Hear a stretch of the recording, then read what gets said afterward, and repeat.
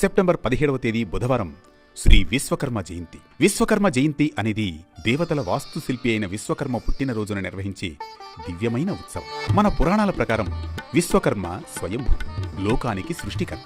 సృష్టి తొలినాళ్ల నుంచి సుప్రసిద్ధ శిల్పకారులు 5గురు ఉన్నారు. వీరు విశ్వకర్మకు జన్మించారు.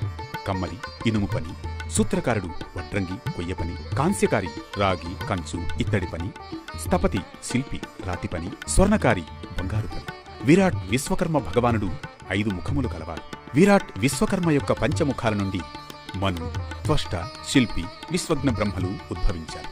ఈ పంచబ్రహ్మల నుండి వారి సంతతి అయిన 5గురు సనగ, సనాతన, అహభౌసన, ప్రజ్ఞస, సుపర్ణస, విశ్వబ్రాహ్మణులు ఉద్భవించారు.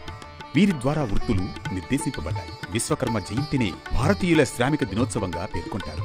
శ్రీకృష్ణుడు పరిపాలించిన పవిత్రమైన ద్వారక నగరాన్ని, ఇంద్రప్రస్థ రాజభవనాన్ని నిర్మించడంతో పాటు దేవతలకు అనేక అద్భుతమైన ఆయుధాలను కూడా తయారు చేశాడు విశ్వకర్మ. హిందూ పురాణాల ప్రకారం ఎన్నో పట్టణాలను 4 యుగాలలో నిర్మించాడు.